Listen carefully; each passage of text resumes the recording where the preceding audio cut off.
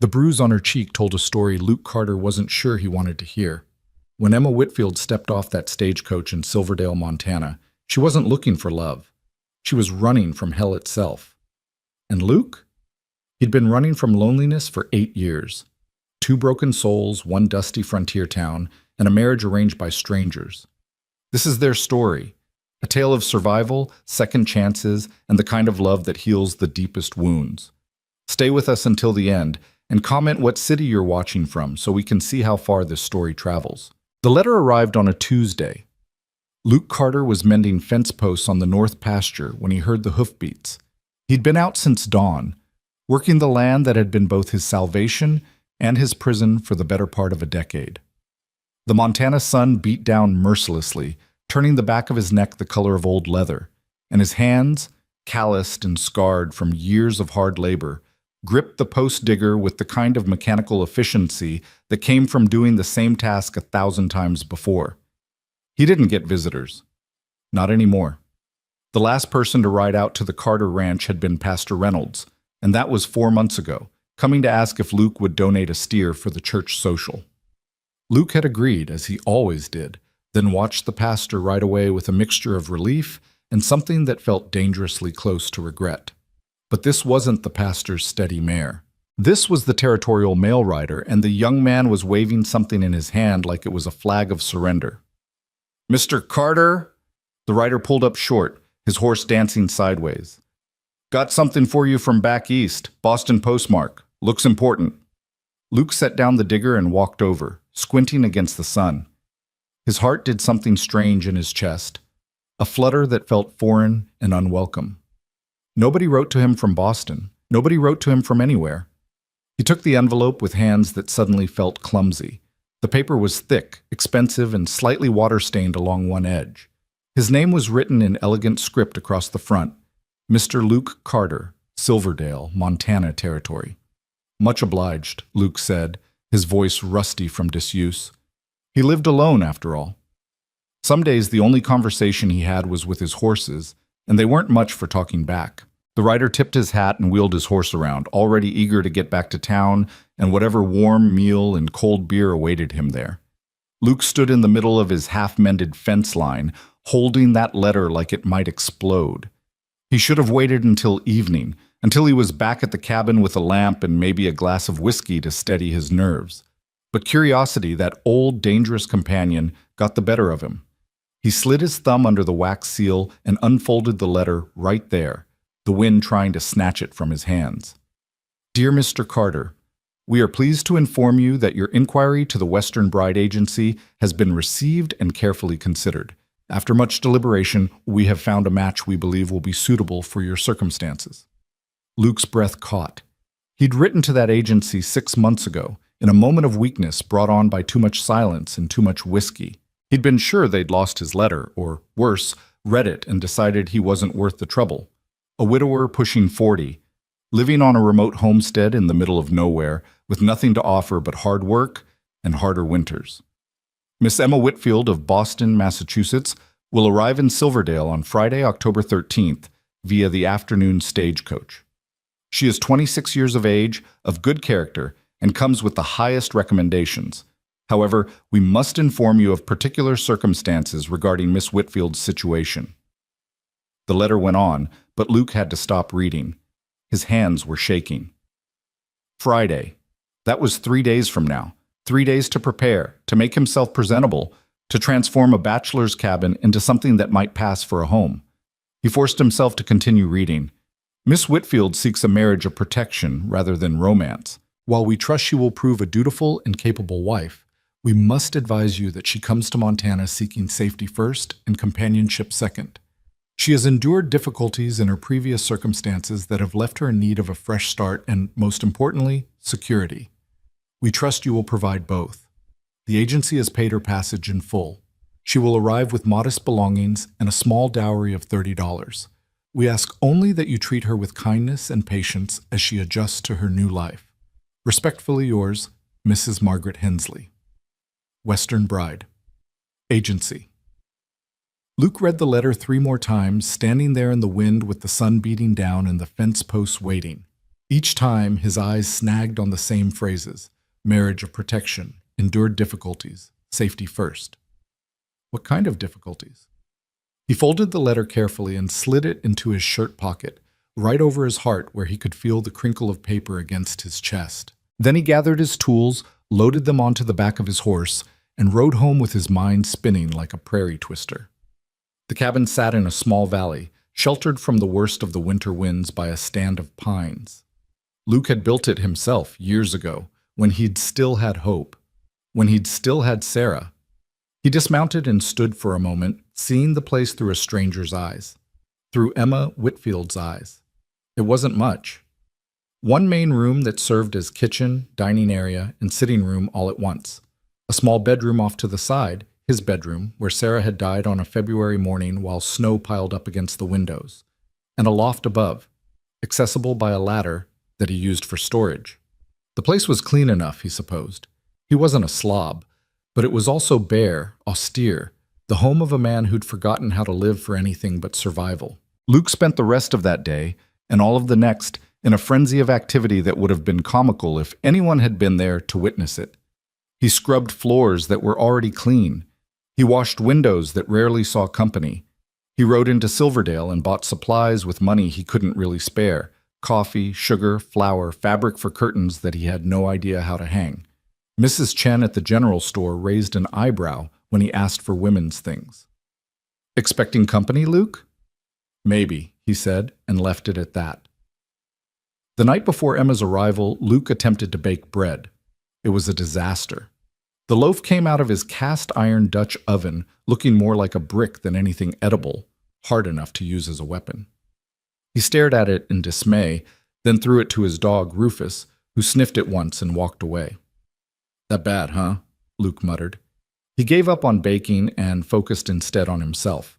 He trimmed his beard with a knife and his small shaving mirror, trying to remember what he'd looked like when Sarah was alive. Younger, he thought. Less weathered, less alone. He put on his one good shirt, the blue one that Sarah had sewn for him years ago. It still fit, though the sleeves were a bit short now. He looked at himself in the mirror and saw a stranger, a man trying very hard to look like someone worth meeting. Decent enough, he told his reflection, though he didn't quite believe it.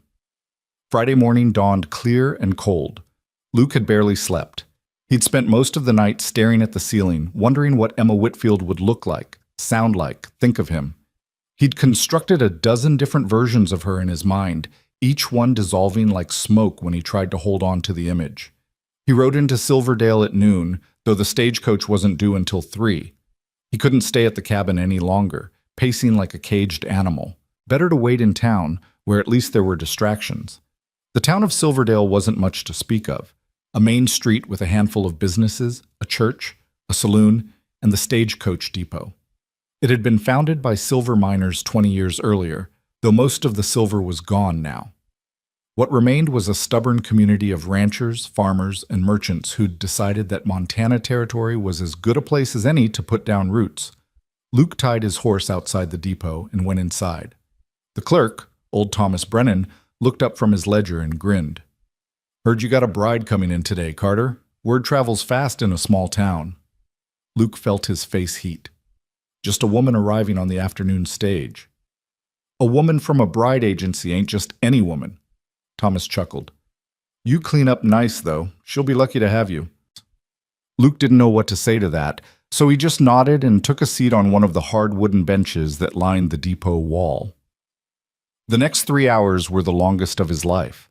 Other people came and went. Mrs. Foster, picking up a package from her sister in St. Louis. The Garrett brothers, waiting for mining equipment. A traveling salesman with a case full of patent medicines and wild promises. They all cast curious glances at Luke, sitting there in his good shirt with his hat in his hands, and he could feel their speculation like insects crawling across his skin. At 2:45, he heard it, the distant rumble of hoofbeats and wheels. The stagecoach was early.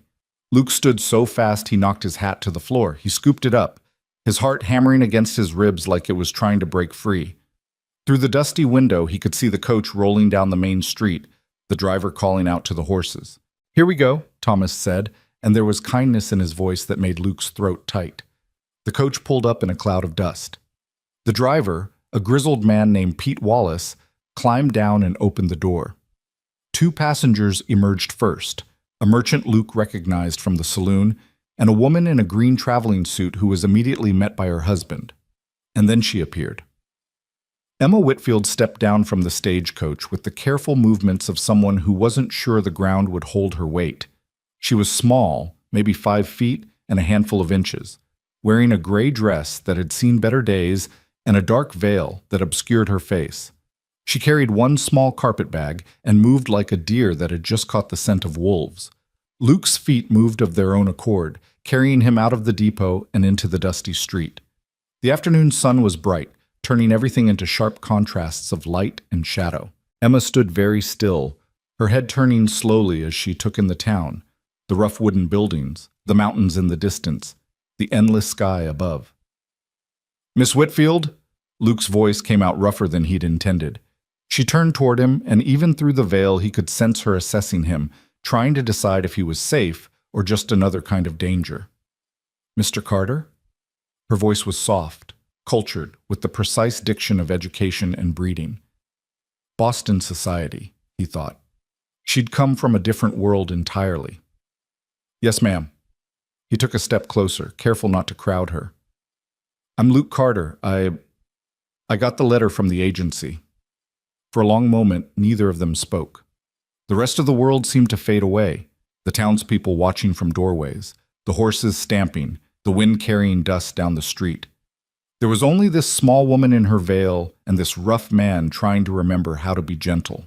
Emma reached up with trembling hands and lifted the veil. Luke's heart stopped. She was beautiful, in a way that had nothing to do with perfection and everything to do with survival. Dark hair pulled back in a severe bun, large brown eyes that held a wariness he recognized because he'd seen it in the mirror after Sarah died. A face that might have been called delicate, except for the way she held her jaw, tight, braced for impact. And the bruise. It spread across her left cheek like a storm cloud, fading from deep purple to sickly yellow. Someone had hit her, and hit her hard. Luke felt rage kindle in his chest, hot and sudden. But he kept his face carefully neutral, knowing that anger, even anger on her behalf, would only frighten her more. Emma met his gaze steadily, as if daring him to comment, to judge, to turn away. Her hands were shaking, but her voice was steady when she spoke. "I should tell you, Mr. Carter, that I'm not what you might have expected." "None of us are, I reckon," Luke said quietly. She blinked, surprise flickering across her features. Then she reached into her bag and pulled out another letter, this one sealed with the same wax as the one Luke had received.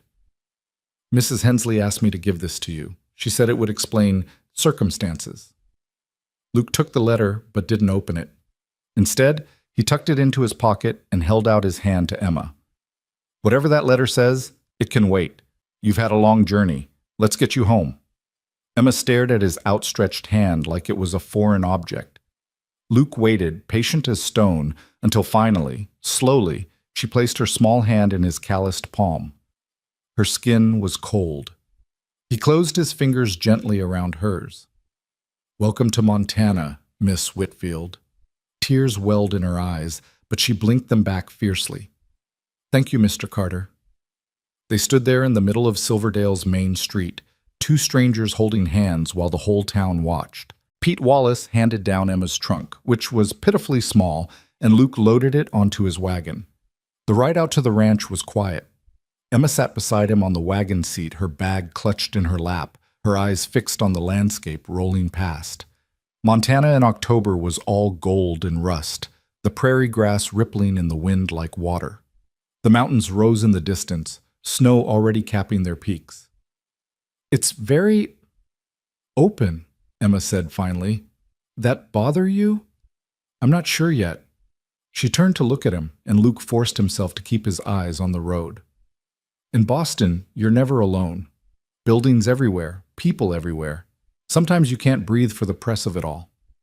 Out here, you can go days without seeing another soul. That sounds..." She paused, choosing her words carefully. "Peaceful." "It can be. It can also be lonely." Emma nodded slowly. Perhaps lonely is better than what I left behind. Luke wanted to ask what exactly she'd left behind, what had put that bruise on her face and that wariness in her eyes. But he'd seen frightened animals before. You didn't crowd them, didn't push. You gave them space and time and proved through actions that you could be trusted. So instead he said, "There's the cabin, just ahead." Emma leaned forward, and Luke tried to see it through her eyes. The small log structure nestled in its valley, the barn off to one side, the chicken coop, the garden plot, mostly empty now with winter coming. Smoke rose from the chimney. He'd left the fire banked that morning. It wasn't much, but it was home. "It's lovely," Emma said, and she sounded like she meant it. Luke pulled the wagon up to the front porch and climbed down, then went around to help Emma. She accepted his hand again, though she flinched slightly when he touched her. He pretended not to notice and guided her up the steps. The inside of the cabin was warm and smelled of pine and wood smoke and the coffee he'd left on the stove that morning. Luke watched Emma take it all in. The simple furniture, the stone fireplace, the kitchen area with its cast iron stove and rough-hewn table. "The bedroom's through there," he said, gesturing to the door. I figured you'd want your own space. I can sleep in the loft." Emma turned to him, confusion clear on her face. "Mr. Carter? Luke?" he interrupted. "Please, just Luke." "Luke." She said his name carefully, testing it. "Mrs. Hensley explained that this was a marriage arrangement.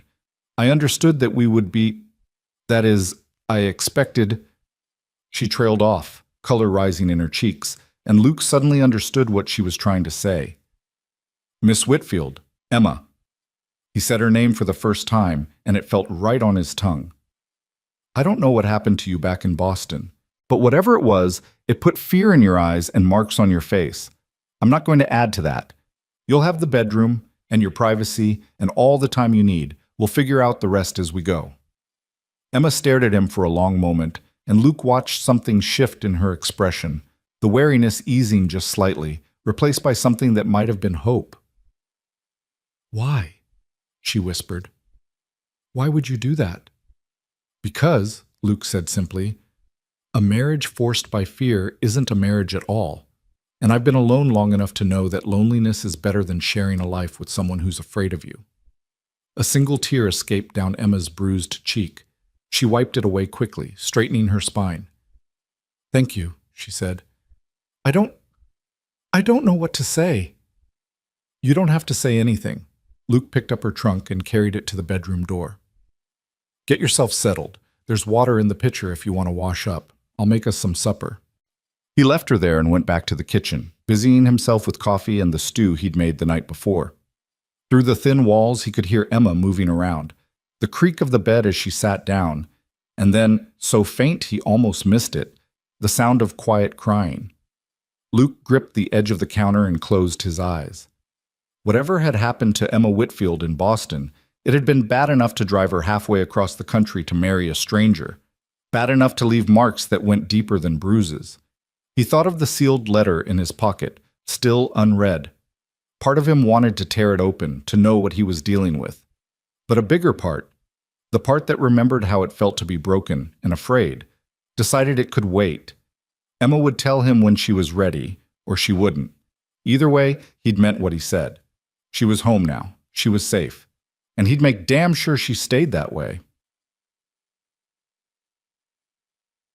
That evening, they sat at the table and ate stew in a silence that was only occasionally broken by the pop of logs in the fireplace.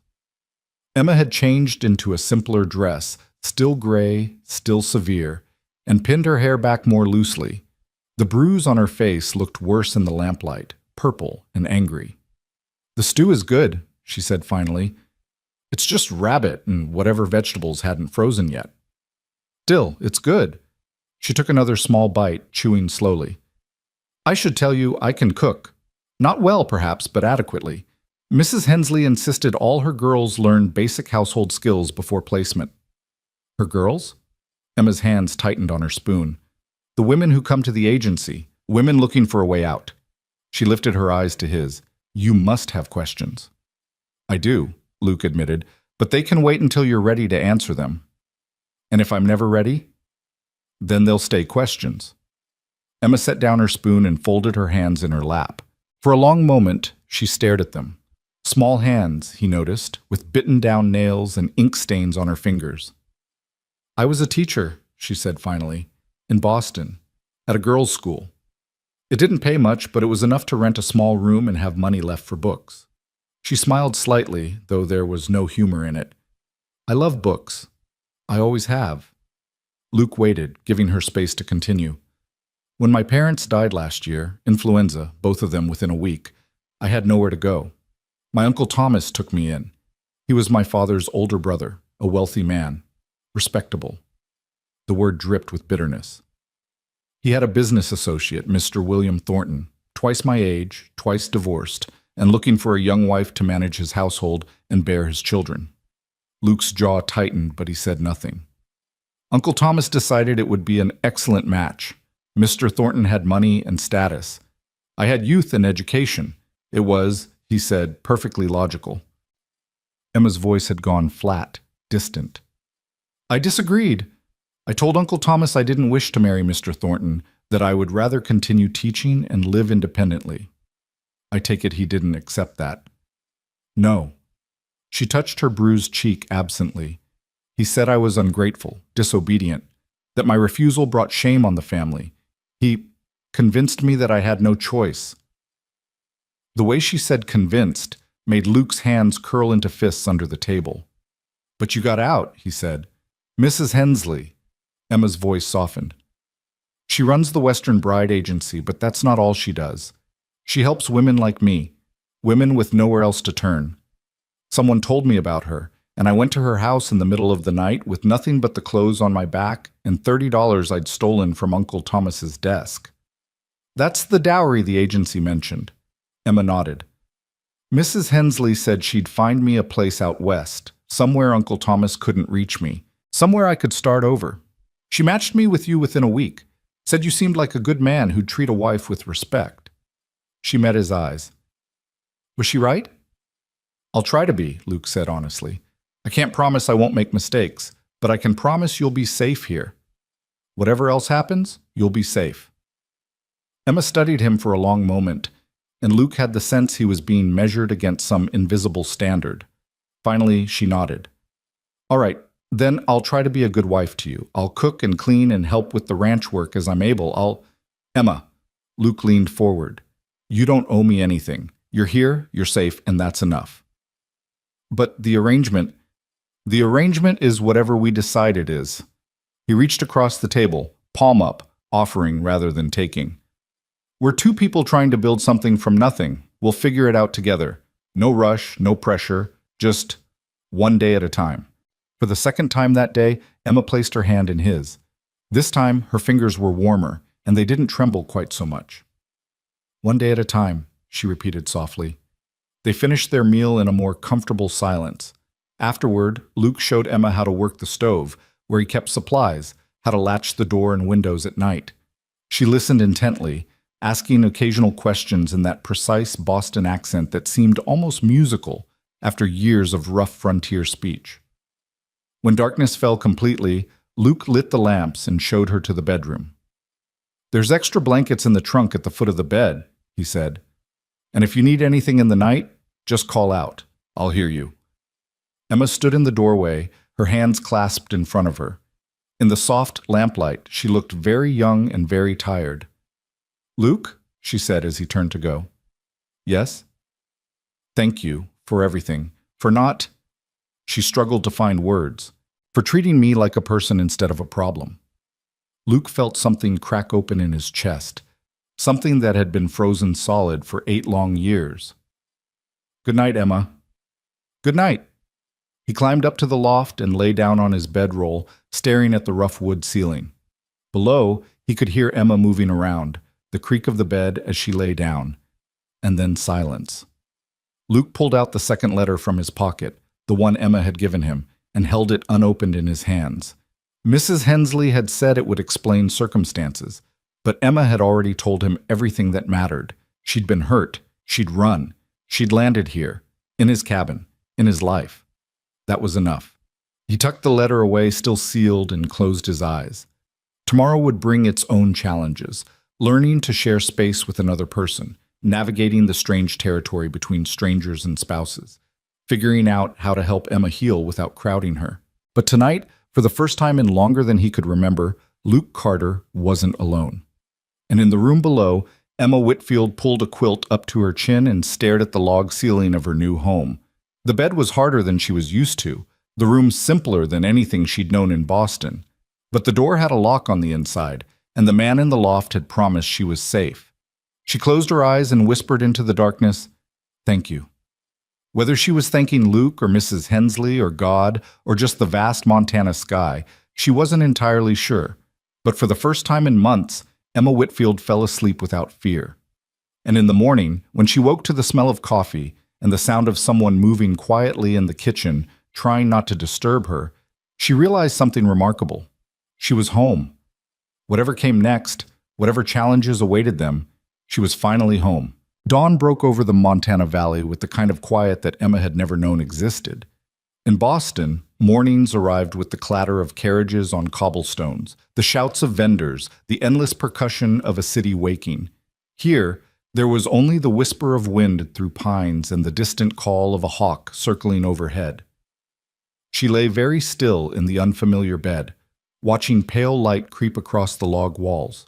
Every muscle in her body ached from the long journey, days on trains, then the bone-jarring stagecoach ride.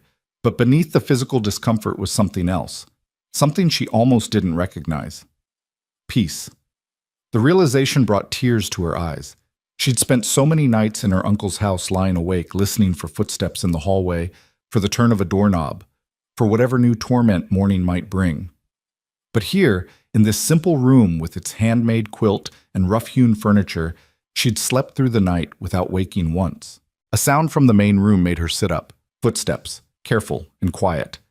The clink of metal on metal, a pot perhaps, or a kettle. Luke was up, trying not to disturb her. Emma rose and dressed quickly in the same gray dress from yesterday. She had 3 dresses total in her small trunk, all of them serviceable and plain. Uncle Thomas had burned her prettier things after she refused Mr. Thornton, saying she didn't deserve finery if she couldn't appreciate a good match when it was offered. She pushed the memory away and pinned up her hair, studying her reflection in the small mirror Luke had hung on the wall. The bruise on her cheek was fading but still visible, a reminder of her last conversation with Uncle Thomas, when she'd finally told him she'd rather die than marry William Thornton. "Than die alone and destitute," he'd said, and struck her so hard she'd fallen. "See how far your pride takes you." But she hadn't died. She'd run, and now she was here, in a place so far from Boston, it might as well be another world. Emma took a deep breath, squared her shoulders, and opened the bedroom door. Luke stood at the stove with his back to her, pouring coffee into 2 tin cups. He was dressed for work, worn trousers, a faded shirt, boots that had seen better days. His hair was damp, like he'd dunked his head in the water basin, and she could smell soap and wood smoke. "Morning," he said without turning around. "Wasn't sure when you'd wake. Coffee's fresh." "Thank you." Emma moved into the room, hyper-aware of the domestic intimacy of the moment. She'd never shared morning space with a man before, never navigated the small rituals of cohabitation. "I'm sorry I slept so late. I should have. It's barely past 6. Luke turned and handed her one of the cups, careful not to let their fingers touch. "And you traveled for days. You're entitled to sleep." Emma accepted the coffee and took a sip. It was strong enough to strip paint, nothing like the delicate tea she'd been raised on, but the heat felt good going down. "I want to help," she said. "With the work, I mean. I'm not used to being idle." Luke studied her for a moment, his gray eyes thoughtful. "You ever been on a ranch before?" "No." "Ever milked a cow?" "No." "Gathered eggs, fed chickens, mucked out a barn?" "No, no, and no." Emma lifted her chin. "But I can learn. I'm not afraid of hard work." Something that might have been a smile tugged at the corner of Luke's mouth. "I don't doubt that. But maybe we start small. You settle in today, get your bearings. Tomorrow, we'll see about teaching you the basics." "I don't want to be a burden." "You're not." Luke's voice was firm. "Emma, you just got here. Give yourself a day to breathe. She wanted to argue, to prove herself useful, but the truth was she had no idea where to even begin. The cabin was foreign territory, the vast landscape outside intimidating in its emptiness. In Boston, she'd been competent, capable. Here, she was lost. "All right," she said finally, "but I can at least make breakfast. I told you I can cook." "Can you make it edible?" Luke's tone was teasing, gentle. "Because I tried baking bread 2 days ago and it could have been used as ammunition." Emma felt an unexpected laugh bubble up. "I promise my cooking is better than that." "Then the kitchen's yours." They worked in oddly comfortable silence. Emma found flour and eggs, real eggs, still slightly warm from the chicken coop Luke must have visited at dawn. She made flapjacks on the cast iron griddle, surprised by how different it was from the fancy stove in her uncle's kitchen. Luke watched her work, offering occasional guidance about the heat level, where he kept the maple syrup, how much wood to add to the fire. When they finally sat down to eat, Emma felt an absurd pride in the stack of golden flapjacks between them. "These are good," Luke said after his first bite, and he sounded genuinely surprised. "You expected them not to be?" "I expected—" He paused, choosing words carefully. "I expected a city woman might not know her way around a frontier kitchen. I expected a rancher might not know how to speak in complete sentences," Emma shot back, then immediately regretted it. "I'm sorry, that was—" But Luke was laughing, actually laughing, a sound that transformed his whole face from weathered and remote to something warmer, younger. "Fair enough. I've gotten out of the habit of talking much. Horses don't care about grammar." "How long have you been alone here?" The laughter faded. Luke took another bite of flapjack, chewing slowly. 8 years. My wife Sarah died in the winter of '75. Fever took her." "I'm sorry." Emma meant it. She recognized grief when she saw it, had worn it herself after her parents died. "It was a long time ago." But the way he said it suggested it wasn't long enough. "What about you? The letter from the agency said you were 26. I'm surprised someone didn't snap you up before now." Emma's hand went automatically to her bruised cheek. "There was interest. I just wasn't interested in return. I wanted to teach, to have my own income, my own life. In Boston society, that made me difficult. Out here, that makes you sensible." She looked up, startled. "Really?" "Really. Ranch life is hard. Having a partner who can think for herself, who isn't afraid of work or independence, that's valuable." Luke finished his coffee and stood, carrying his plate to the wash basin. "The women out here are tough as nails. They have to be. You'll fit in fine." Emma doubted that very much. She'd seen the way the townspeople had stared at her yesterday, taking in her Eastern clothes, her bruised face, her obvious displacement, but she appreciated Luke's attempt at reassurance. After breakfast, Luke headed out to tend the animals and mend more fence. Emma spent the morning exploring the cabin, taking inventory of supplies, trying to understand the rhythms of this new life. She found herself drawn to a shelf in the corner where Luke kept a handful of books: a Bible, a farming almanac, and 3 novels with cracked spines and dog-eared pages. One was a collection of Shakespeare's plays. Emma pulled it down and opened it, finding a woman's handwriting on the flyleaf. Sarah Carter, Christmas 1872. All the world's a stage. Luke's wife had loved Shakespeare. Emma traced the faded ink with one finger, feeling an unexpected kinship with this woman she'd never met. They'd both loved books, both ended up in this cabin. Though Sarah, Emma suspected, had come here by choice rather than necessity. She was replacing the book when the door opened and Luke came in, stamping dust from his boots. "There's a storm coming in," he said. "Can smell it on the wind. We'll likely be stuck inside tomorrow." "Stuck?" "Montana storms can be fierce this time of year. If it's as bad as I think, we won't be going anywhere for a day or two." He must have seen something in her face, alarm maybe, or fear of being trapped, because he added quickly, "There's plenty of supplies, we won't starve, and the cabin's solid, we'll be fine." That night, Emma lay in bed listening to the wind pick up, rattling the shutters and moaning around the eaves. In the loft above, she could hear Luke moving around, settling in.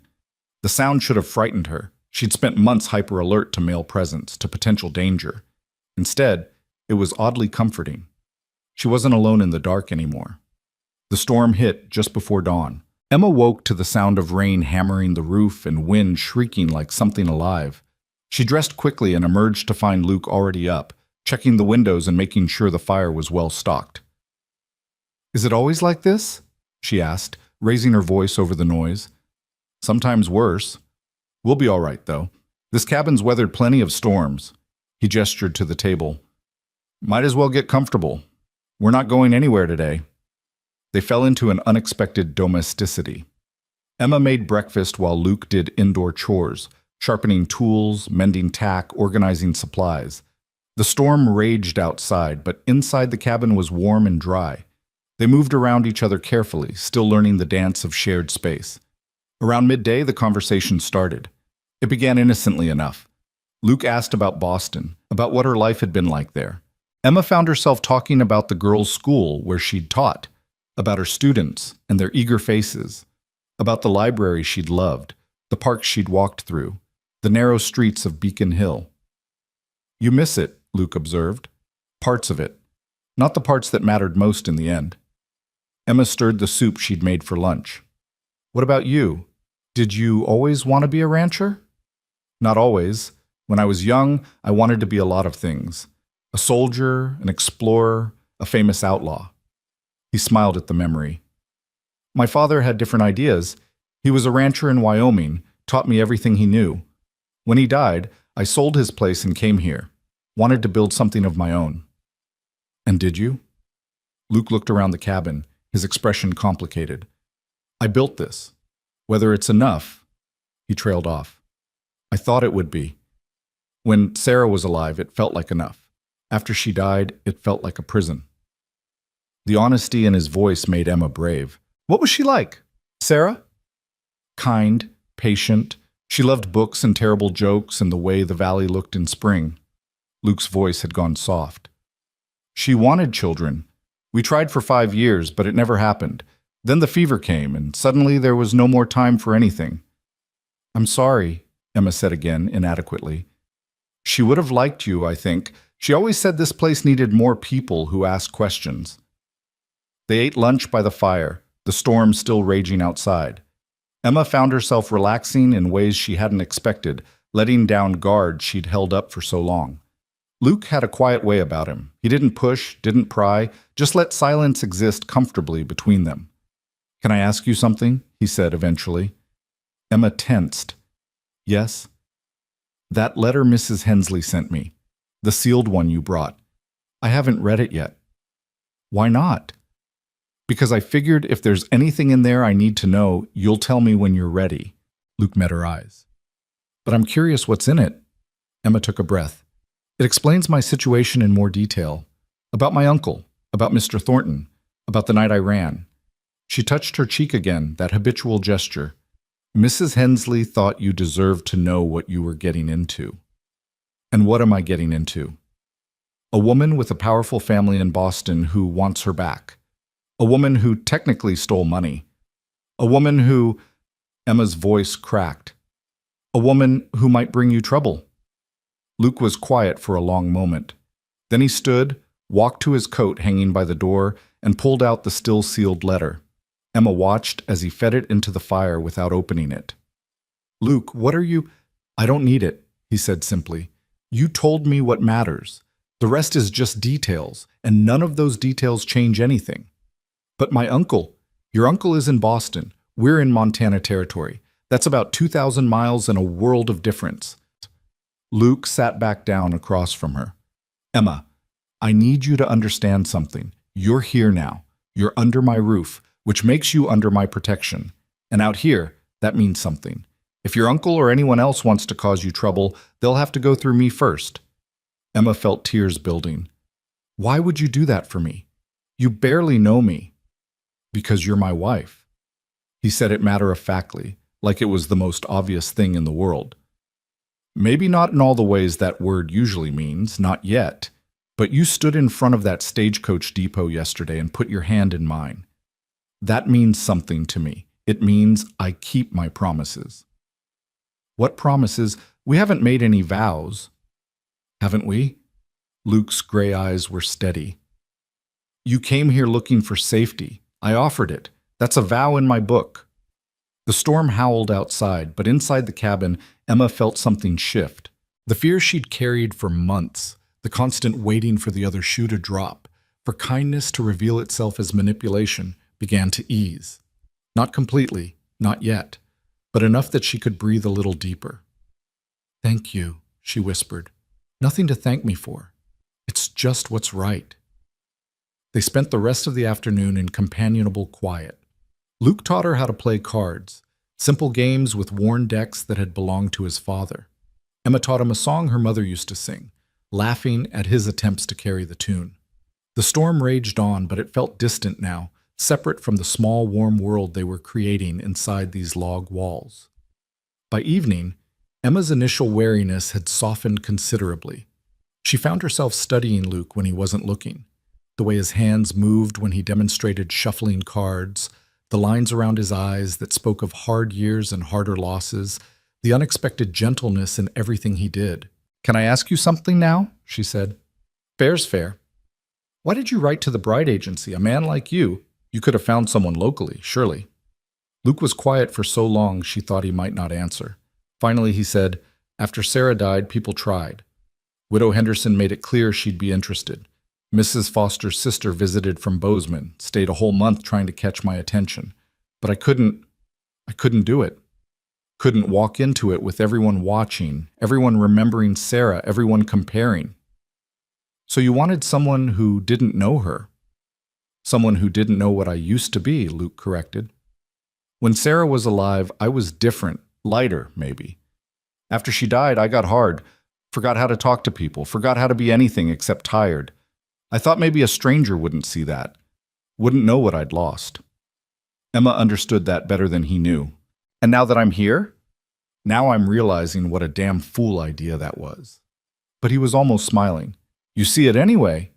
The hardness, the loneliness. Can't hide it in close quarters."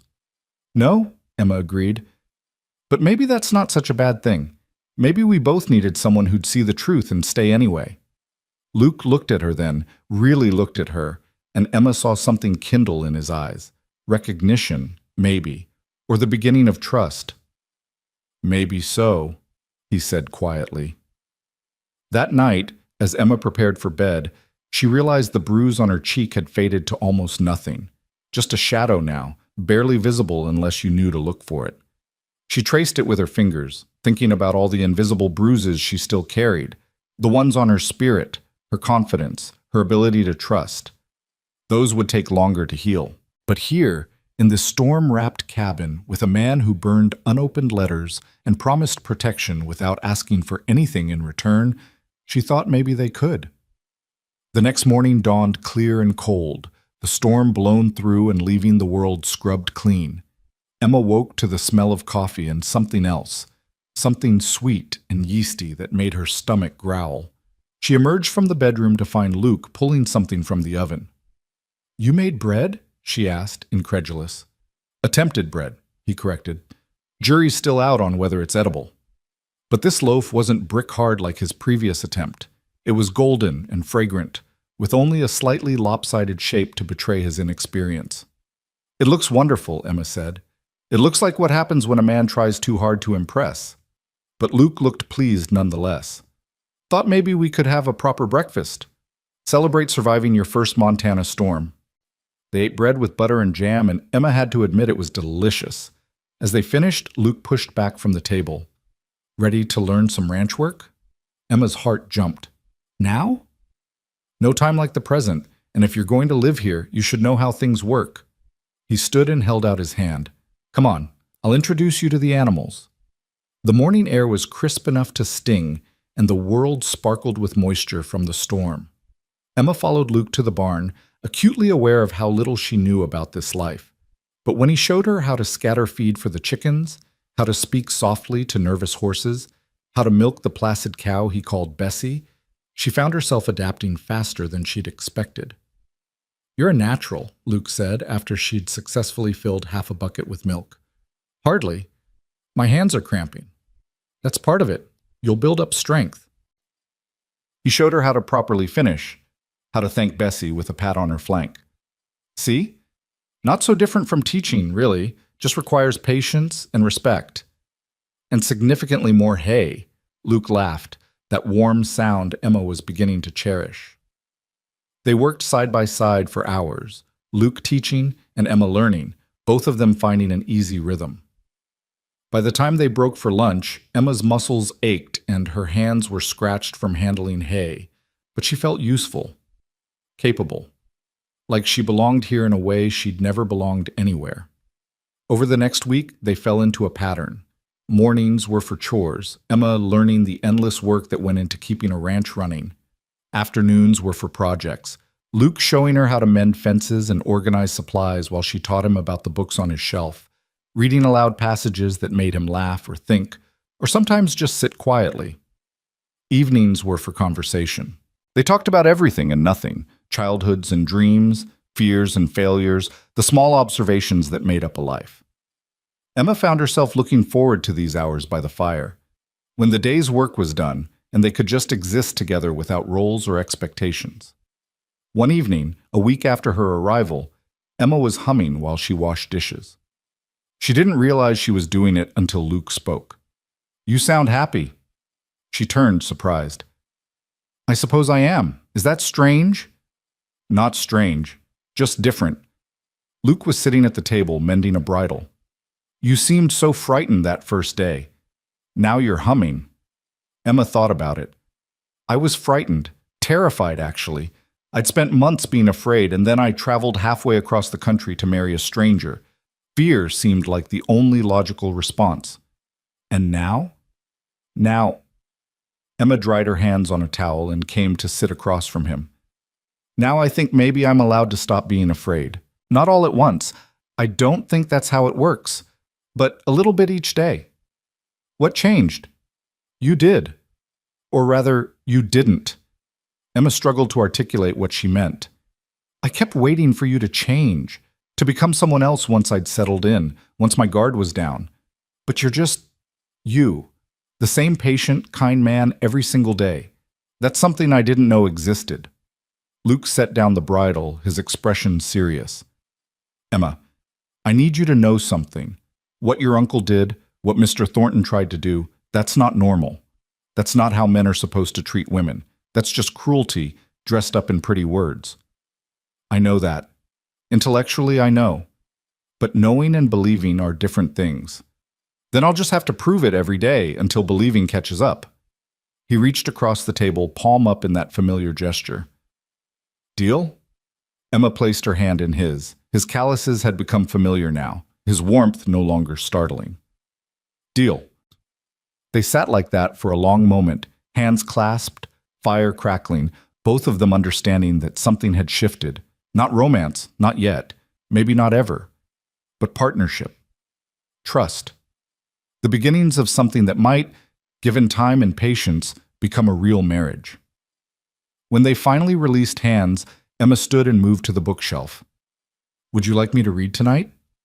"What have you got in mind?" She pulled down the Shakespeare. "Your wife's favorite, As You Like It. Seems appropriate, don't you think? All the world's a stage." Luke's face did something complicated, grief and gratitude tangled together. "She'd read that one to me sometimes, usually put me to sleep within 10 pages. Should I take that as a challenge?" "Absolutely." Emma settled into the chair by the fire and began to read.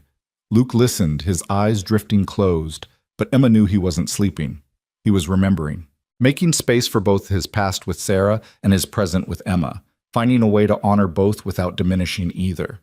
And Emma, reading words about love and disguise and transformation, found herself thinking that maybe Montana wasn't so different from the Forest of Arden. Maybe it was a place where people could become new versions of themselves, where what you'd been mattered less than what you chose to be. When she finished the first act, Luke opened his eyes. "Still awake?" Emma asked. "Barely, but not because you're boring, because I haven't felt this relaxed in longer than I can remember." He stood and stretched. "Thank you for that. It's just reading. It's more than that. It's..." He seemed to struggle for words. "It's making this place feel like a home again, making me feel like something other than just a man going through motions." Emma's throat tightened. That's all I've been trying to do. Prove I can contribute something. You don't need to prove anything, Emma. You being here, helping me remember there's more to life than work and sleep. That's contribution enough. They said goodnight and retired to their separate sleeping spaces, the cabin settling into quiet. But Emma lay awake for a long time, thinking about contribution and belonging, about the way Luke had said home like he meant it. Outside, an owl called in the darkness.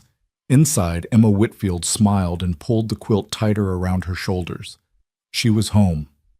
And for the first time in her life, she understood what that word truly meant. Summer arrived like a promise kept. The valley transformed from brown and gold to a riot of green, wildflowers carpeting the meadows in purple and yellow, and the creek that ran along Luke's property swelled with snowmelt from the mountains. Emma had been at the ranch for nearly 2 months, and the rhythm of their days had become as natural as breathing. She woke that morning to birdsong and the distant sound of Luke chopping wood. Through the window, she could see him in the yard, his shirt already darkened with sweat despite the early hour. He'd been up since before dawn. He always was, but now he paused to wipe his brow and look toward the cabin, as if sensing she was awake. Emma dressed quickly in one of the simpler dresses she'd made from fabric Luke had bought in town.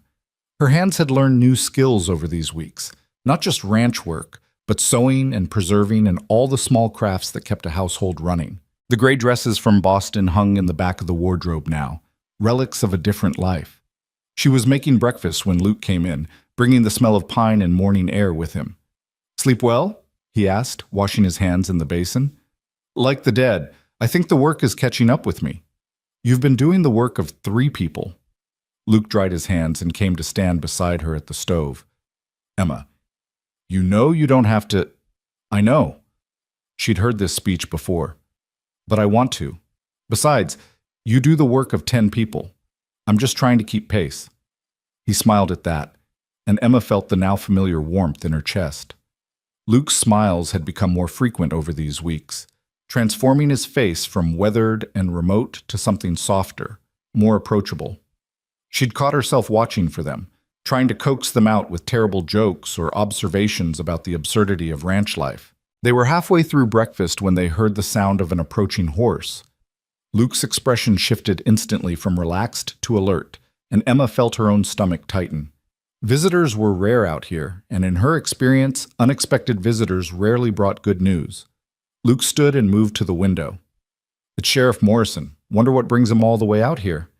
Emma's hands began to tremble. She set down her coffee cup carefully, not trusting herself to hold it steady. The sheriff. Had someone found her? Had Uncle Thomas somehow tracked her down? "Emma." Luke's voice was gentle but firm. "Whatever this is, we'll handle it together, all right?" She nodded, not trusting her voice. The sheriff was a thick-set man in his 50s with a gray mustache and kind eyes that had seen too much. He dismounted heavily and tied his horse to the porch rail before knocking. "Sheriff?" Luke opened the door, keeping his body partially between Morrison and Emma. "This is unexpected." "Wish it was a social call, Luke." The sheriff removed his hat and nodded to Emma. "Ma'am, you must be Mrs. Carter." The name still startled her. Mrs. Carter. She'd been Emma Whitfield for 26 years, and now she was someone else entirely. "I am," she managed. "Mind if I come in? Got something we need to discuss." Luke stepped back, and the sheriff entered. Emma noticed how Luke positioned himself close to her, a silent show of solidarity. The sheriff noticed too, his eyes flicking between them with an expression Emma couldn't quite read. "Coffee?" Luke offered. "Wouldn't say no." Morrison settled into a chair at the table, his bulk making it creak. "This is fine property you got here, Luke. Looks like you've been making improvements." Emma's been helping. Luke poured coffee and sat down beside her. "What's this about, Sheriff?" Morrison took a long sip, gathering his thoughts. "Had a visitor in town yesterday. Man from back east. Boston," he said. "Well-dressed, well-spoken, throwing money around like it was water." Emma's breath caught. Luke's hand found hers under the table, squeezing gently. "Go on," Luke said. Said he was looking for his niece. A young woman who ran away a couple months back. 26 years old, dark hair, about 5'3". Said her name was Emma Whitfield. Morrison's eyes settled on Emma. Said she stole from him and he wanted her brought back to face charges. The room seemed to tilt. Emma gripped Luke's hand like it was the only thing keeping her anchored to earth. This man have a name? Luke's voice was calm, but Emma could feel the tension in his body. Thomas Whitfield, businessman from the sound of it. Respectable type, or at least that's how he presented himself. And what did you tell him? Morrison set down his coffee cup. Told him I'd make inquiries.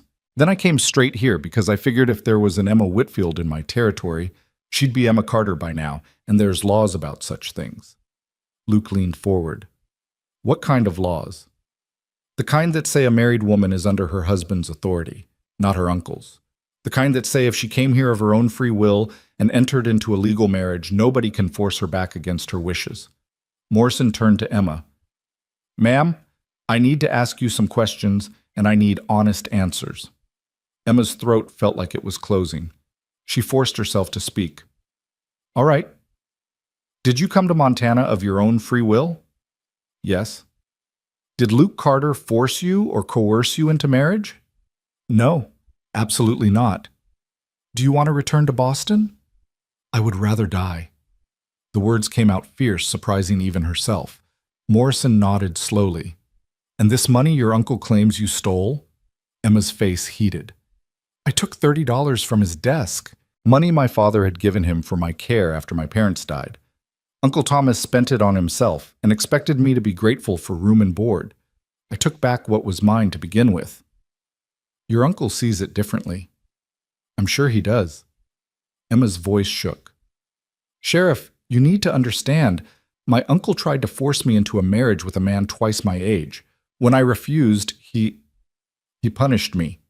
He said I had no rights, no choices, that I was his property to dispose of as he saw fit. The Western Bride Agency helped me escape. Everything I did to survive. Morrison was quiet for a long moment. Then he said, The bruise on your cheek when you arrived. That from him. Yes. Luke, did you see it? I did. Luke's voice was hard. Saw it the day she stepped off that stagecoach, scared, shaking, looking like she expected the world to hit her again. The sheriff pulled out a small notebook and made some notes. Emma watched his pen move across the paper, each stroke potentially deciding her fate. Here's how I see it, Morrison said finally. You're legally married to Luke Carter. I checked the records myself this morning. Pastor Reynolds filed the paperwork proper. That makes you a citizen of Montana Territory and puts you under your husband's protection, not your uncle's authority. Relief flooded through Emma so suddenly she felt dizzy. However, Morrison continued, and the word fell like a stone, your uncle is claiming theft and flight to avoid prosecution. If he pushes hard enough, gets the right lawyers involved, he could make trouble, federal trouble. What are you suggesting? Luke asked. I'm suggesting you make your marriage ironclad legal. Right now you got a piece of paper from a church ceremony, but if you register with the territorial court, file the proper documentation, there won't be any question about Emma's status. She'll be Mrs. Carter in every legal sense, and your uncle will have no claim. We can do that, Luke said immediately. There's something else. Morrison shifted in his chair. This man, your uncle, he's not the type to give up easy. He's staying at the hotel in town, asking questions, offering rewards for information. Someone's going to tell him about you two eventually. Silverdale's not that big. Emma's relief curdled into fear. He'll come here. Likely. And when he does, you best be prepared. Morrison looked at Luke. You got a rifle? Several. Keep them loaded. I'm not saying there'll be violence, but men like Thomas Whitfield, men who think they own people, they don't always take no for an answer. After the sheriff left, Emma sat at the table with her head in her hands. Luke moved around the cabin, checking the rifle above the door, the shotgun in the bedroom, making sure everything was in order. His movements were efficient, methodical, and Emma realized he'd done this before, prepared for trouble, for violence. I'm sorry, she whispered.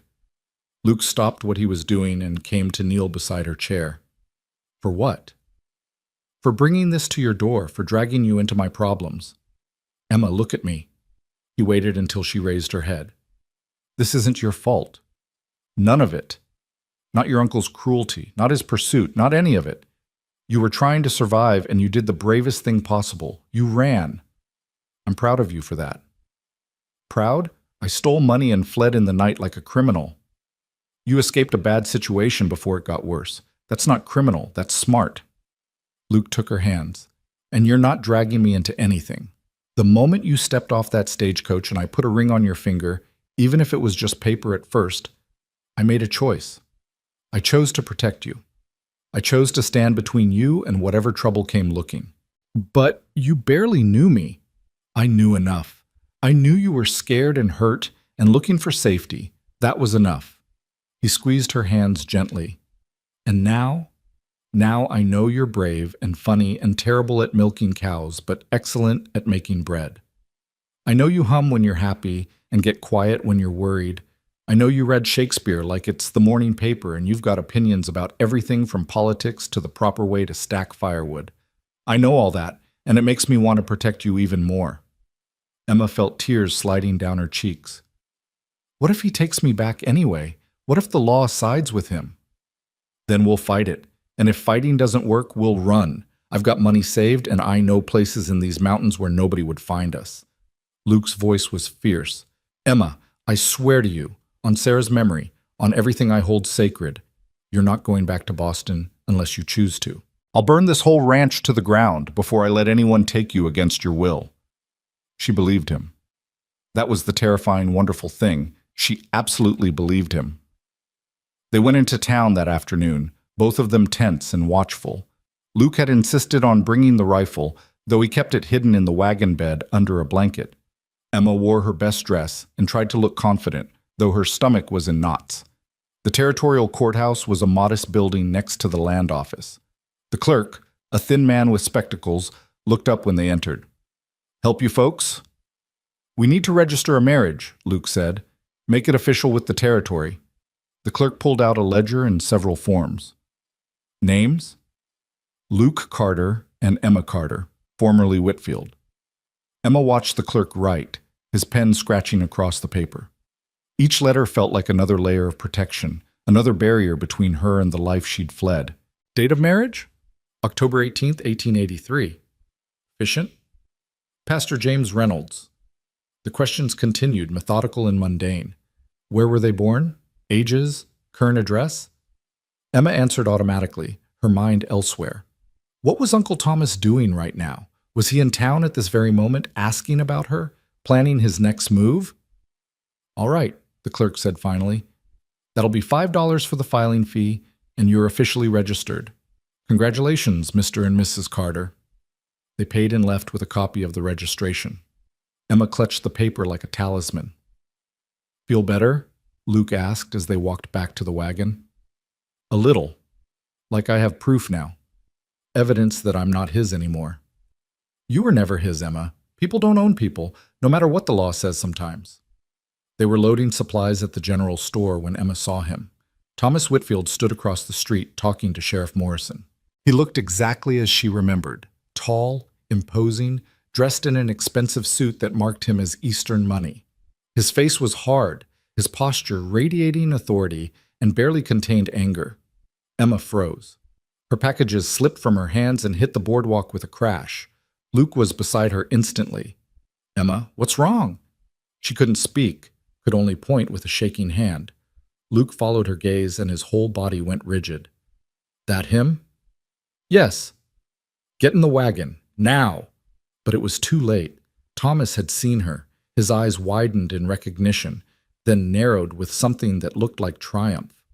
He started across the street, Morrison following with a hand on his arm, trying to slow him down.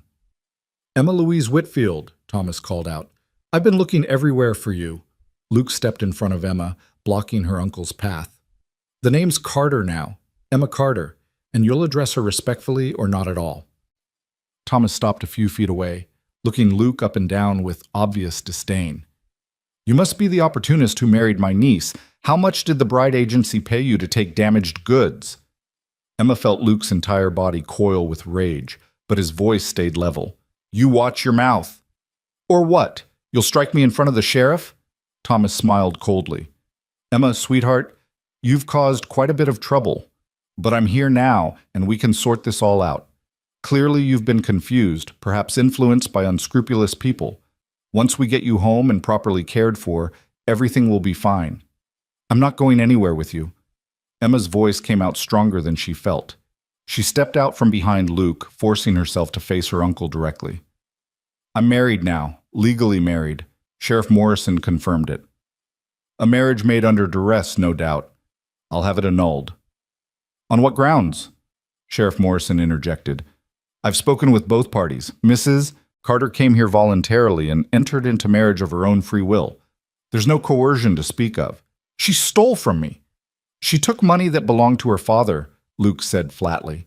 "Money you were supposed to use for her care. I'd say she just collected a debt." Thomas's face reddened. "You have no idea what you're talking about. Emma is unstable, prone to hysteria and delusions. She needs family care, not to be living in some hovel with a dirt farmer." "I'm a rancher," Luke corrected mildly. "And Emma's not unstable. She's the sanest person I know." "Then why did she run in the night? Why steal and lie and flee across the country if not out of some deranged—" "Because you beat her." Luke's voice cut like a knife. "Because you tried to sell her to a man old enough to be her father. Because you made her so afraid that death seemed preferable to staying. Those aren't the actions of an unstable woman, Mr. Whitfield. Those are the actions of someone fighting to survive." The street had gone quiet. People were watching now, witnesses to this confrontation. Thomas seemed to realize it, and Emma saw him recalculate, shifting his approach. "Emma," he said, his voice softening artificially, "please, your aunt is worried sick. Your cousins miss you. Whatever happened between us, whatever misunderstandings occurred, we can resolve them. Just come home." For a moment, just a moment, Emma felt the old pull. The ingrained obedience, the years of being told she had no choices, no rights. Uncle Thomas was family. He was respectable. Who was she to defy him? Then she felt Luke's hand find hers, warm and solid and real. She looked at him and saw not ownership or control, but partnership, trust, the promise that her choices mattered. She turned back to her uncle. "No." "Emma." "No," she repeated louder. "I'm not coming back, not now, not ever. You tried to force me into a marriage I didn't want, and when I refused, you hurt me. You made me afraid in a place that should have been safe. That's not love, Uncle Thomas. That's not family. That's control, and I'm done being controlled." Thomas's mask slipped, revealing the anger beneath. "You ungrateful little—" "That's enough." Sheriff Morrison stepped between them. "Mr. Whitfield, Mrs. Carter has made her position clear. She's legally married and under her husband's protection. Unless you have actual charges you want to file, and I mean legitimate charges, not family disputes, I suggest you accept the situation and move on." "This isn't over," Thomas said, looking past the sheriff to Emma. "I have lawyers, I have resources. I'll fight this in every court between here and Washington if I have to." "Then you'll lose," Luke said, "because Emma doesn't want to go back, and no court in Montana Territory is going to force a woman to return to a man who abused her. You might have power in Boston, but out here you're just another bully, and we don't take kindly to bullies." For a long moment, Thomas stared at them both. Then he turned on his heel and stalked away, his expensive shoes kicking up dust. Emma's legs gave out. Luke caught her, holding her steady as tremors racked her body. "It's all right," he murmured. "You did it. You stood up to him. He's going to keep coming. Let him. We'll be ready." Sheriff Morrison approached, his expression grave. "That man's got a temper on him. I'd watch your back, Luke, and keep your doors locked at night." "Already planning on it." They drove home in tense silence. Emma couldn't stop shaking, couldn't stop replaying the confrontation in her mind. Uncle Thomas's face, his barely contained rage, the way he'd looked at her like she was property that had misbehaved. Back at the cabin, Luke built up the fire and made tea, pressing the cup into Emma's cold hands. "Drink," he ordered gently. She obeyed, the warmth spreading through her chest. "I'm sorry you had to see that. Had to deal with him." "I'm not. Now I know exactly what we're up against." Luke sat across from her. "Emma, I need to ask you something, and I need you to be honest." Her heart stuttered. "All right. How do you want to handle this? Morrison's right. Your uncle has resources, connections. He could make things difficult, tie us up in legal troubles for months or years. There's a way to make all that go away, but it means, he paused, choosing words carefully. It means making our marriage real in every sense, not just on paper, but complete. Emma's face heated as she understood what he was suggesting. You mean, I mean, if we were truly married, in all ways, your uncle would have even less legal standing. Consummation makes annulment nearly impossible. It would cement your status as my wife beyond any question. I see.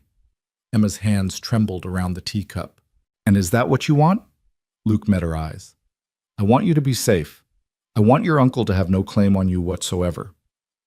What I want personally, Emma, I won't lie and say I haven't thought about it. You're beautiful and kind, and I've come to care for you more than I expected. But I won't push. This has to be your choice, made freely, without pressure or fear. Emma set down the teacup. Her mind was racing, her heart pounding. She thought about the last 2 months, the quiet mornings, the shared laughter, the way Luke's presence had become as essential as breathing. She thought about how safe she felt here, how seen and valued. And she thought about Uncle Thomas's face, the way he'd called her damaged goods, the years of being told she was worthless unless she obeyed. If I say yes, she said slowly, it has to be more than just strategy. I can't be used like that, even for good reasons. I would never. I know, that's not what I meant. Emma took a deep breath. I mean that if we do this, if we make this marriage real, it has to be because we both want it. Not just as protection from my uncle, but because we've chosen each other. Because this partnership we've built matters enough to take it further. Luke was very still. And do you want that? Do you choose this? Emma thought about it, really thought about it. Not the fear, not the strategy, but what her heart wanted. And she realized with startling clarity that somewhere along the way she'd stopped seeing Luke as a refuge and started seeing him as a partner, maybe even as something more. I think I might, she whispered. But I'm scared, not of you, she added quickly, of being that vulnerable again, of trusting someone that completely. Then we wait. Luke's voice was firm. We wait until you're not scared, or until you're brave enough to be scared and trust me anyway. Either way, there's no rush. We'll figure this out together. But your uncle can go to hell. We'll fight him with lawyers if we have to, or we'll leave Montana and start over somewhere else.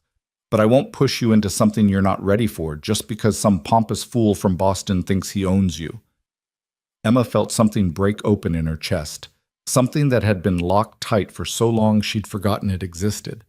It might have been hope, it might have been love. She wasn't sure yet, but it was warm and real and entirely her own. Thank you, she said. For what?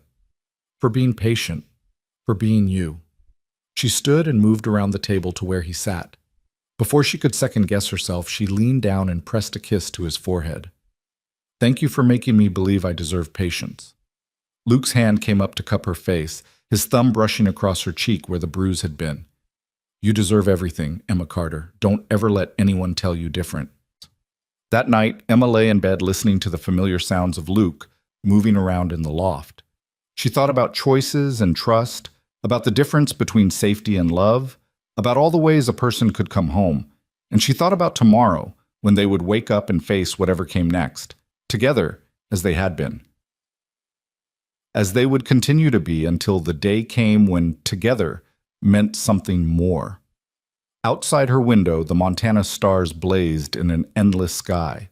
Emma fell asleep watching them, feeling for the first time that the universe wasn't quite as cold and indifferent as she'd believed. Somewhere in town, Thomas Whitfield plotted his next move. But here, in this log cabin nestled in its valley, Emma Carter smiled in her sleep and dreamed of mornings that stretched on forever. The decision came to Emma 3 weeks later, not in a moment of grand drama, but in the quiet of an ordinary evening. She was washing dishes while Luke read aloud from the newspaper he'd brought back from town. His voice was steady and warm, occasionally stumbling over particularly tortured political prose, and Emma found herself smiling at his muttered commentary about politicians who couldn't write a decent sentence if their lives depended on it. This was her life now, this peace, this companionship, This man who made her feel safe enough to smile without fear of punishment. And somewhere along the way, safe had transformed into something deeper, something that made her heart quicken when Luke walked into a room, made her notice the way lamplight caught in his hair, made her want things she'd been too afraid to want before. She turned from the dishes, drying her hands on her apron. Luke looked up from the paper, his expression questioning. "Is everything all right?" "I've been thinking," Emma said, her voice steadier than she felt, "about what you said, about making our marriage real." Luke set down the newspaper carefully, giving her his full attention. "All right. I'm still scared," she admitted, "but I've realized something. I'll always be scared of something. That's what Uncle Thomas did. He made fear my constant companion. If I wait until I'm not afraid anymore, I'll be waiting forever." "Emma, please, let me finish." She moved closer, her heart hammering. "You asked me once if I chose this. If I chose you. The answer is yes. Not because I'm running from my uncle or because I need protection, though those things are true. But because in these months together, you've shown me what it means to be respected, to have choices, to be valued for who I am, not what someone else wants me to be." Luke stood slowly, his gray eyes searching her face. "Are you sure? Because there's no taking this back, Emma. Once we cross this line, we're husband and wife in every way that matters." "I know." She reached out and took his hand, feeling the familiar calluses, the strength tempered with gentleness.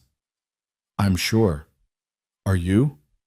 Instead of answering with words, Luke cupped her face with both hands and kissed her. It was different from the chaste kiss they'd exchanged at their wedding. This was deeper, full of promise and questions and the kind of tenderness Emma had only read about in books. She melted into it, her hands finding their way to his chest, feeling his heart beating as rapidly as her own. When they finally broke apart, Luke rested his forehead against hers. "I'm very sure," he whispered. That night, Emma Carter became a wife in truth as well as name. Luke was patient and careful, conscious of her inexperience and her fear, and when morning came, she lay in his arms feeling transformed. Not because anything external had changed, but because she'd chosen this. She'd claimed this piece of her life for herself. "No regrets?" Luke asked, his voice rough with sleep. "None." Emma traced patterns on his chest. "Should I have regrets?" "Some might say you could have done better than a Montana rancher. Some would be wrong." She propped herself up on one elbow to look at him. "You're exactly what I needed, Luke Carter. Maybe what I didn't know I needed until I found it." He smiled and pulled her back down against him. "Well then, Mrs. Carter, what shall we do with our day?" "The usual, I suppose. Chores and work and all the mundane things that make up a life." "Sounds perfect." And it was. They fell back into their routine, but everything felt different now, charged with new intimacy, new understanding. Emma caught Luke watching her while she worked, his expression soft in a way that made her blush. He found excuses to touch her in passing, his hand on the small of her back, his fingers brushing hers when they reached for the same tool. 2 days later, they were working in the garden when Sheriff Morrison rode up again. Emma's stomach dropped, fear flooding back instantly. Luke must have seen it in her face because he squeezed her hand. "Whatever it is, we face it together." Morrison dismounted, looking tired. "Got news. Your uncle left town yesterday." Emma's breath caught. "Left? Just like that?" "Not exactly willingly. I might have suggested that Montana Territory wasn't hospitable to men who abuse women, and that if he kept making trouble, certain information about his business practices might find its way to the territorial governor."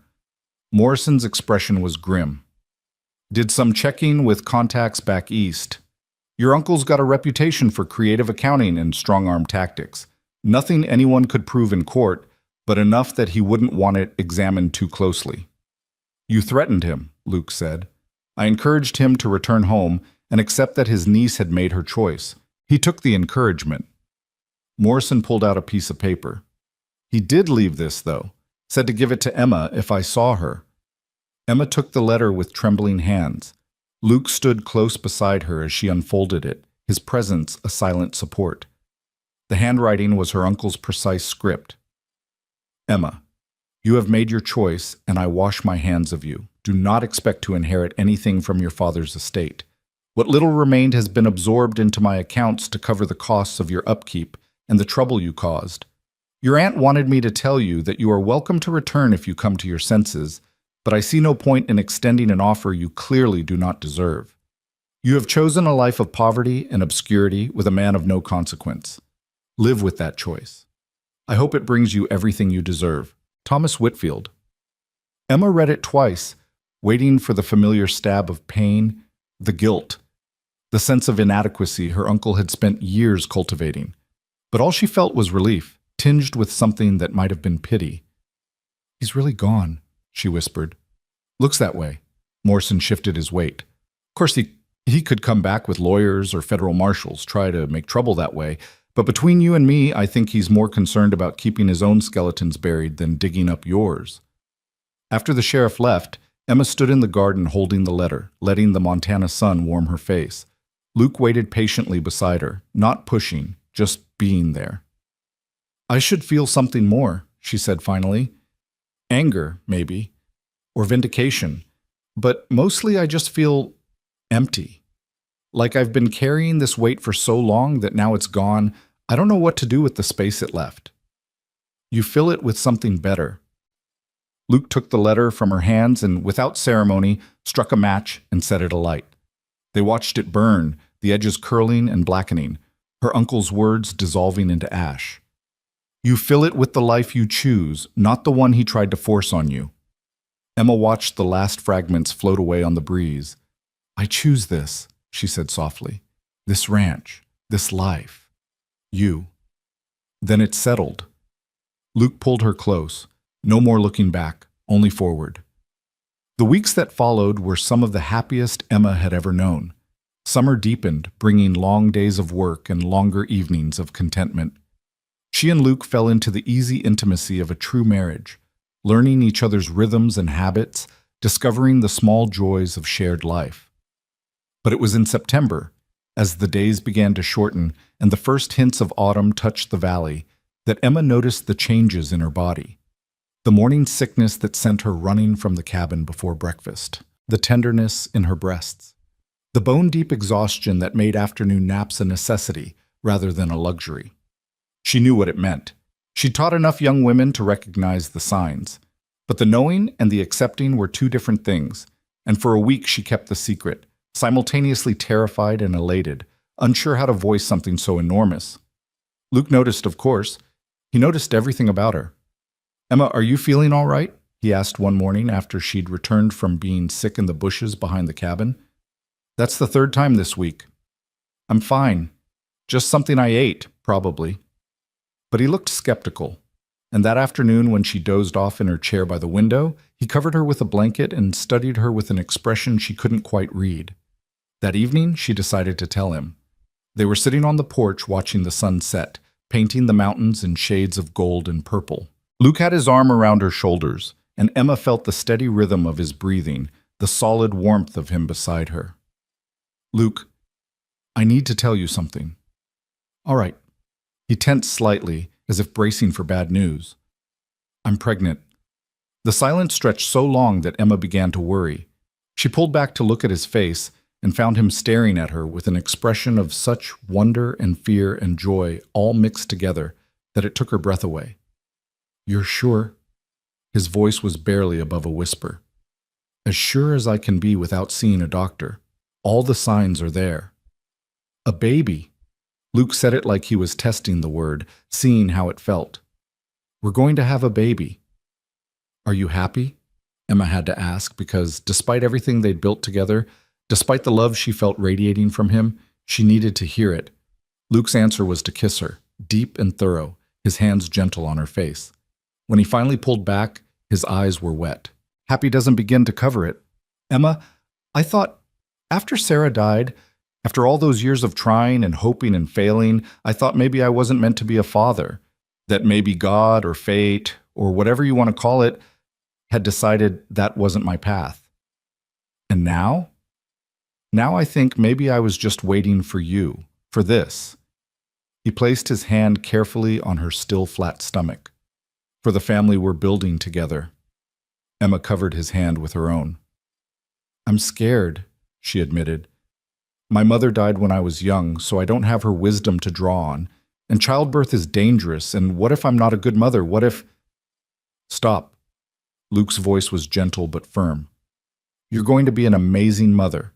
You're patient and kind and strong as hell. And whatever happens, whatever you need, I'm here. We're in this together. They sat on the porch until the stars came out, making plans and dreaming futures, both of them acutely aware of how much had changed in less than a year. Emma thought about the frightened woman who'd stepped off the stagecoach, about how impossible it would have seemed then that she could be this happy, this settled, this loved. The next morning, Luke insisted on riding into town to fetch Dr. Matthews. Emma protested that it was too early, that there was no need to bother the doctor yet, but Luke was adamant. I'm not taking any chances with you or the baby, he said firmly. Let the doc check you over, make sure everything's all right. Dr. Matthews was a weathered man in his 60s who'd been delivering babies in Montana Territory for longer than Emma had been alive. He examined her with professional efficiency, asked questions about her symptoms and her family history, and finally pronounced her healthy and probably about 8 weeks along. Baby should come around early May, if my calculations are right, he said, packing away his instruments. You're young and strong, Mrs. Carter. No reason to think there will be complications. But you rest when you're tired, eat well, and don't do any heavy lifting. Your husband looks like he's ready to wrap you in cotton wool anyway. Luke, standing in the corner looking anxious, had the grace to look sheepish. Just want to make sure she's safe. Understandable, given what happened to your first wife. But lightning rarely strikes twice, son. This one's got different circumstances entirely. After the doctor left, Emma found Luke standing at the window, staring out at the valley with an expression she'd learned to recognize. He was worrying, turning something over in his mind. Talk to me, she said, coming to stand beside him. I'm terrified, he admitted quietly, of losing you the way I lost Sarah, of history repeating itself, of finally having everything I want and having it taken away. Emma took his hand. I'm terrified too, but being afraid won't change what happens. All we can do is be careful and hope for the best. I don't know if I'm strong enough to go through that again. You won't have to. Emma spoke with more confidence than she felt. I'm going to be fine, and so is our baby. We're going to have a beautiful May delivery, and you're going to be there holding my hand and probably fainting from nerves. That startled a laugh out of him. I don't faint. We'll see about that when the time comes. As autumn progressed, Emma's pregnancy became more visible. Her dresses grew tight around the middle, and Luke took her into town to buy fabric for new ones. Mrs. Chen at the general store clucked approvingly and gave unsolicited advice about everything from morning sickness to choosing names. The women of Silverdale, who'd kept a cautious distance from the Eastern bride with the mysterious past, began to warm to her now. Pregnancy was something they understood, a universal experience that transcended background or breeding. They brought preserves and advice, shared their own birth stories, and welcomed Emma into the unofficial sisterhood of frontier mothers. Emma found herself grateful for their company. She'd spent so much of her life isolated, first by her uncle's control, then by the newness of ranch life. Now, sitting in Mrs. Foster's kitchen sipping tea while 3 other women shared wisdom and gossip, she finally felt like she belonged. The first one's always hardest, Mrs. Foster said, pouring more tea. But you've got Luke, and he's solid as they come. He'll see you through. He's already driving me mad with his hovering, Emma said with affection. Yesterday, he tried to stop me from gathering eggs because he was worried I'd strain myself. The women laughed, sharing stories of their own overprotective husbands. Emma soaked it in, this normalcy, this ordinariness that had seemed so impossible a year ago. Winter came early that year, arriving in November with a vengeance. The snow piled high around the cabin, and Luke spent his days ensuring they had enough wood, enough supplies, enough of everything to see them through until spring. Emma's pregnancy progressed, her belly swelling as the baby grew, and she found herself grateful for the isolation. It felt right somehow, this cocooning time before their family expanded. They spent long evenings by the fire, Luke reading aloud while Emma knitted small garments with yarn Mrs. Chen had given her. Sometimes Luke would place his hand on her belly and feel the baby kick, his face transformed with wonder each time. Strong little thing, he'd say, takes after the mother. Or the father, you're not exactly delicate. Fair point. They argued amiably about names. Luke wanted something simple and strong. John for a boy, Mary for a girl. Emma pushed for something with more character, perhaps something from literature or history. We are not naming our daughter Ophelia, Luke said firmly. What about Beatrice? From Much Ado About Nothing.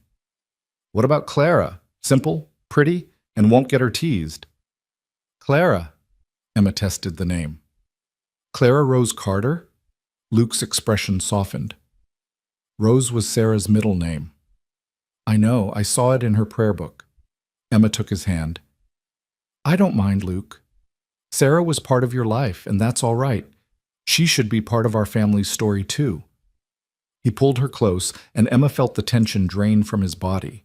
She understood what he'd been afraid to ask, whether she'd resent Sarah's memory, whether loving them both was a betrayal. But Emma had learned that love wasn't a finite resource. There was room in Luke's heart for both the wife he'd lost and the wife he'd found, just as there was room in Emma's heart for gratitude toward the woman whose absence had made space for her. Christmas came, and with it a fierce storm that kept them trapped in the cabin for 3 days. But Luke had hung pine boughs and made mulled cider, and they celebrated quietly, just the two of them and the baby growing between them. Emma gave Luke a scarf she'd knitted, and he gave her a rocking chair he'd built in secret, smooth wood carved with careful love. For when the baby comes, he said, so you can sit by the fire and rock them to sleep.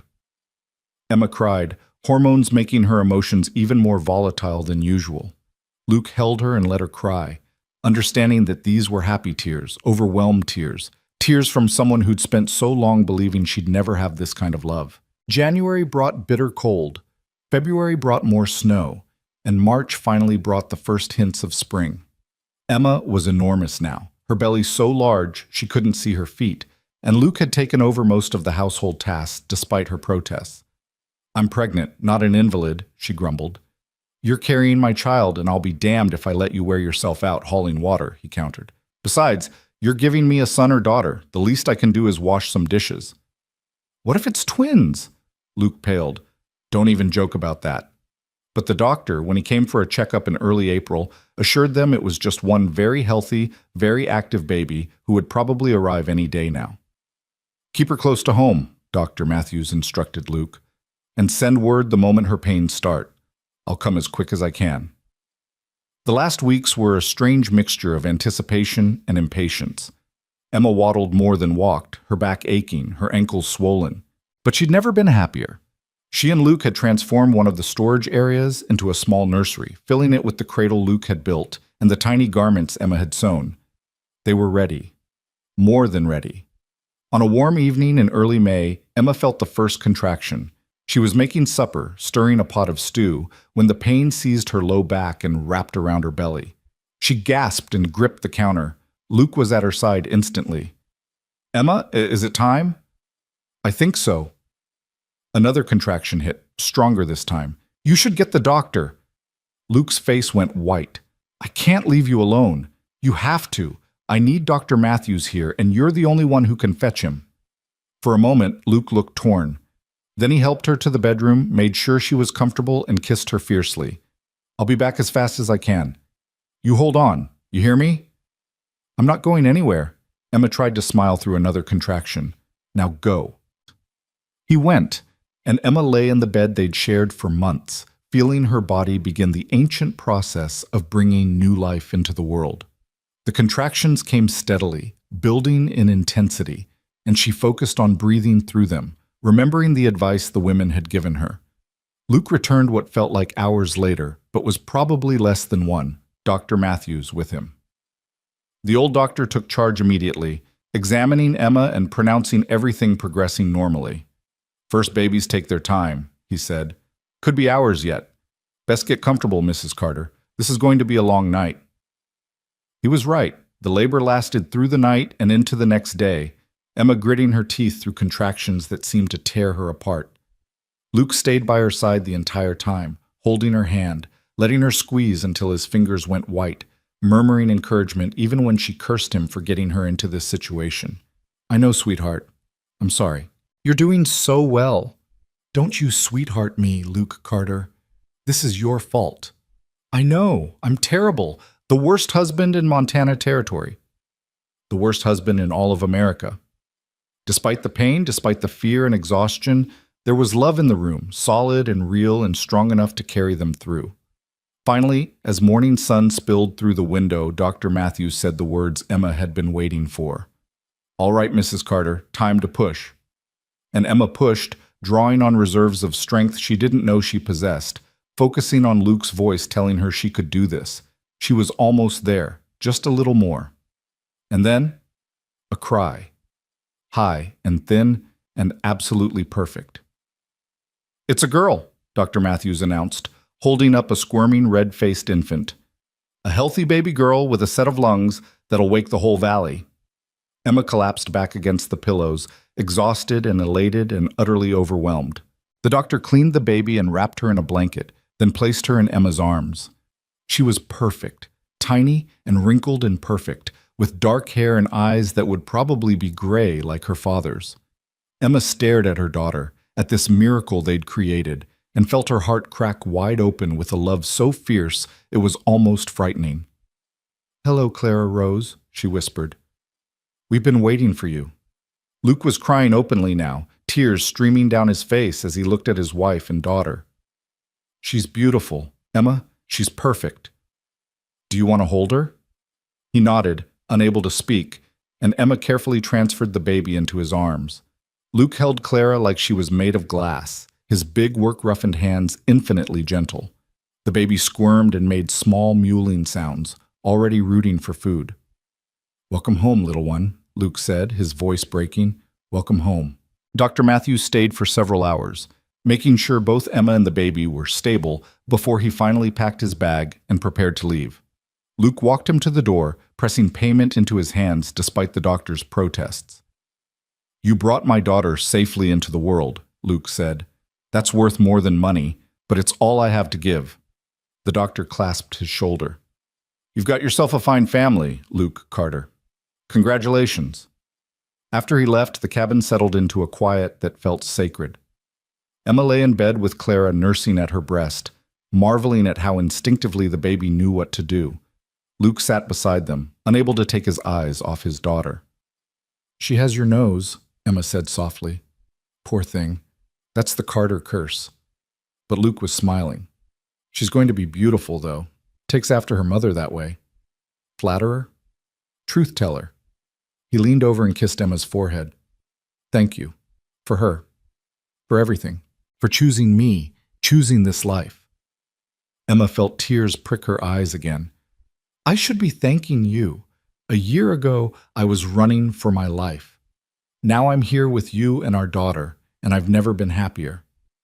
Clara finished nursing and fell asleep in Emma's arms, her tiny face peaceful. Luke carefully took her and carried her to the cradle he'd built, settling her in with infinite gentleness. They both stood over the cradle for a long moment, watching her breathe. "I never thought I'd have this again," Luke whispered. "After Sarah died, after all those years of hoping, I thought maybe I wasn't meant to be a father." "You're meant for this, Luke. You were always meant for this."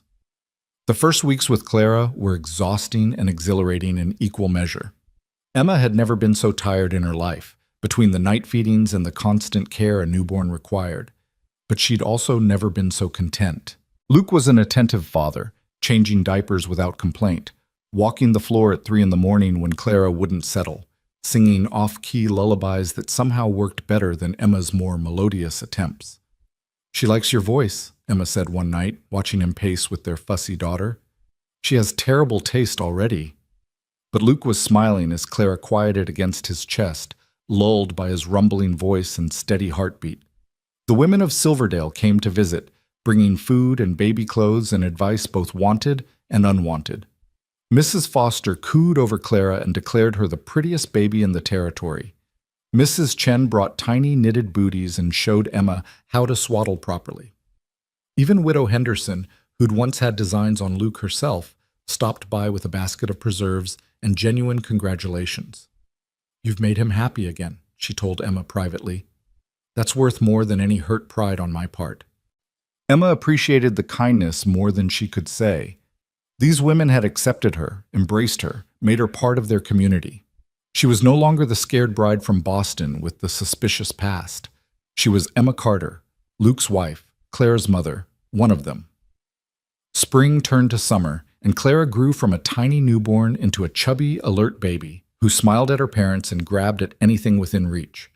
Luke would hold her up to see the horses, introduce her to the chickens, tell her stories about the ranch she'd grow up on. "She's too young to understand," Emma laughed, watching him explain the proper way to mend a fence to their 3-month-old daughter. "Never too early to start her education. Besides, she's brilliant. Look at how she's studying that fence post. She's drooling on it. Brilliant drooling. Very advanced for her age." Emma loved these moments. The easy domesticity, the shared laughter, the family they'd built from nothing. Sometimes she'd catch herself in the middle of an ordinary moment, hanging laundry while Clara napped in a basket nearby, or cooking dinner while Luke played with their daughter on the floor, and be overwhelmed by the sheer normalcy of it all. This was what she dreamed of in those dark days in Boston.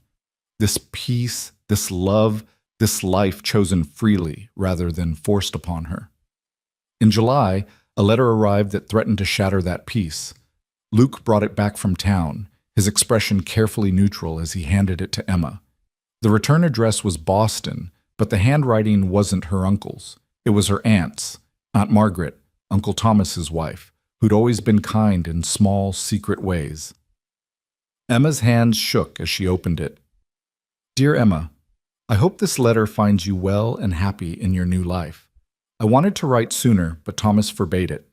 However, recent events have made his opinions somewhat less relevant to my daily decisions. Your uncle suffered a stroke 3 months ago. He survived, but his speech is impaired and his right side partially paralyzed. The doctors say he may improve with time, but he will never fully recover. The business has been taken over by his partners, and we've had to sell the house to pay debts I didn't know existed. I tell you this not to garner sympathy, but to give you closure. Thomas cannot hurt you anymore, Emma. He can barely feed himself, let alone chase you across the country. You are free of him in every way that matters. I also wanted you to know that I never approved of what he did to you. I should have been braver, should have stood up for you. I am ashamed that I did not. You deserved better from your family, and I failed you. If you wish to write back, I would welcome it. If you prefer to leave the past buried, I understand that too. Either way, I wish you joy in your new life. I hope you have found the happiness you were denied here. With love and regret, Aunt Margaret. Emma read the letter 3 times, her emotions churning. Relief that Uncle Thomas could no longer threaten her. Sorrow for her aunt, who'd been trapped in her own way. Anger at the years of control and fear. And underneath it all, a strange sense of closure. Luke had been watching her face. Bad news? My uncle had a stroke. He's incapacitated. Emma folded the letter carefully. He can't hurt me anymore. Good. Luke's voice was flat, uncompromising. I won't pretend to feel sorry for him. Neither will I. But my aunt... Emma looked down at Clara, sleeping peacefully in her cradle. She says she failed me, that she should have protected me. She's right. She should have. I know, but I also understand how hard it is to stand up to someone like Uncle Thomas, how fear can paralyze you. Emma took a deep breath. I think I want to write back, not to forgive everything, but to, I don't know, let her know I survived, that I'm happy. Luke came to stand beside her, his hand on her shoulder. Whatever you decide, I support it. This is your family, your history. You get to choose how to handle it. That afternoon, while Clara napped and Luke worked in the barn, Emma sat down to write. It took several attempts to find the right words, to strike the balance between honesty and compassion. Dear Aunt Margaret, thank you for your letter. I am indeed well and happy. I have married a good man and given birth to a beautiful daughter. We live on a ranch in Montana Territory, and though the life is hard, it is mine to choose. That makes all the difference. I understand that standing up to Uncle Thomas was difficult. I do not pretend his stroke brings me joy, but I cannot mourn the loss of his power over me. You say you failed me, and perhaps you did. But I also failed myself for years by not running sooner. We all do what we must to survive. I wish you well in your new circumstances. If your situation becomes dire, write to me and I will send what help I can. Not because I owe Uncle Thomas anything, but because you showed me small kindnesses when you could. I am Emma Carter now, and I am home. Yours, Emma. She sealed the letter and set it aside to mail the next time they went to town. Luke found her standing at the window, watching the valley shimmer in the summer heat. Feel better? He asked. I do, actually, like I've closed a door that needed closing. Emma turned to him. I spent so long afraid of my uncle, of his power over me, and now he's just a sick old man who can't hurt anyone anymore. It feels anticlimactic. Life's like that sometimes. The monsters turn out to be mortal after all. Clara began to fuss, and Emma went to tend to her. As she lifted their daughter, breathing in that sweet baby smell, she felt the last vestiges of fear dissolve. Uncle Thomas was her past. This, Luke, Clara, the ranch, the life they were building, this was her present and her future. As summer progressed, the Carter Ranch thrived. Luke had hired a young man from town to help with the heavier work, which gave him more time to spend with Emma and Clara. They took the baby on walks around the property, Luke pointing out landmarks and telling stories, Emma watching her daughter's eyes try to focus on the big Montana sky. One evening in August, they were sitting on the porch watching the sunset, Clara asleep in Emma's arms, when Luke said, I've been thinking. Dangerous habit. He smiled but continued. I want to expand the ranch, buy more cattle, maybe some sheep, build a proper barn, make this place something we can be proud of, something we can pass down to Clara and whatever other children we have. Other children? Emma raised an eyebrow. Let me recover from this one first. Fair enough, but I'm serious about the expansion. I've got some money saved, and with beef prices what they are, I think we could do well, better than just scraping by. Emma studied his face in the fading light. She saw ambition there, but also hope. The hope of a man who'd spent years just surviving and was finally ready to start living again. Then let's do it, she said. Let's build something amazing. Over the next year, the ranch transformed. Luke bought more land from a retiring neighbor, expanded the herd, built a barn that was the envy of the valley. Emma managed the household and cared for Clara while also helping with the books, her education finally useful in ways Uncle Thomas never intended. She tracked expenses and income, negotiated prices with buyers, proved herself as capable in business as she was in domestic matters. Clara grew from a baby into a curious toddler who followed her father everywhere, her chubby legs trying to keep pace with his long strides. Luke was endlessly patient with her, teaching her the names of animals, letting her help with chores that she mostly hindered, telling her stories that made her giggle. You're spoiling her, Emma said one afternoon, watching Luke let Clara ride on his shoulders while he fed the horses. That's a father's job. She's going to be impossible when she's older. Good. The world's already got enough women who make themselves small to please others. He swung Clara down and tickled her, eliciting shrieks of laughter. My daughter's going to be bold and brave and know her own mind. Emma's heart swelled. This was the life she'd dreamed of but never thought she'd have. A partner who valued strength over submission, who wanted their daughter to be fierce rather than decorative. That winter was harsh, but they weathered it together, the three of them cocooned in the cabin while snow piled high outside. Clara took her first steps in front of the fireplace in January, toddling from Luke to Emma and back again, both parents cheering like she'd accomplished something miraculous. She's walking, Luke said, as if Emma hadn't witnessed the same moment. Our daughter is walking. Next she'll be running, and then we'll never catch her. But they did catch her, again and again, scooping her up for hugs and kisses, marveling at each new development. First words came in February. Dada, first, which made Luke insufferably smug, then Mama, a week later, which evened things out. Spring arrived again, marking 2 full years since Emma had stepped off that stagecoach. She woke one morning to find Luke already up, standing by the window with Clara in his arms, both of them watching the sunrise paint the valley gold. What are you two doing? Emma asked, pulling a shawl around her shoulders. Showing Clara where she comes from. Luke turned, his expression soft. I was thinking about the day you arrived. How terrified I was that you'd take one look at this place and want to leave. How sure I was that I couldn't possibly be enough for someone like you. Someone like me? Educated, refined, beautiful. You could have had anyone, Emma. You could have gone anywhere. Emma crossed to them and put her arm around Luke, the three of them framed in the window like a portrait. I went exactly where I needed to be. I found exactly who I needed to find. Clara squirmed, wanting down, and they let her toddle off to play with her wooden blocks. Luke pulled Emma close, his arms around her waist, his chin resting on her head. I love you, he said. I don't say it enough, but I do.